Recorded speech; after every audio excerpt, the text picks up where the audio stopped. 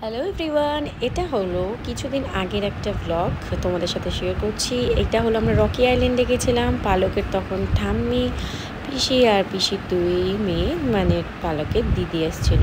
তো এখানে পালক আমরা সবাই মিলে খুব এনজয় করছিলাম। পালক পাথর নিয়ে গবেষণা করছিল, আই থিঙ্ক। যাই হোক, ছোটো বড়ো সব কিছু নিয়ে খেলছিল, আর ঠাম ওকে পাথর নিয়ে নদীতে ফেলা শেখাচ্ছিল। এখানে খুব মজা করছে ওরা সবাই। আর রেহা রাকা যারা ওর দুই দিদি, ওরাও জলের মধ্যে নাচানাচি কোদাকুদি এগুলো করছিল। আমিও একটু নেমেছিলাম, সবাই পা দিয়েছিলাম। এই যে ওর ছোট দিদি, এটা বড় দিদি। আর এখানে ঠামকে তো দেখেছো, এই পিসি। এখানে আমি আর পালক।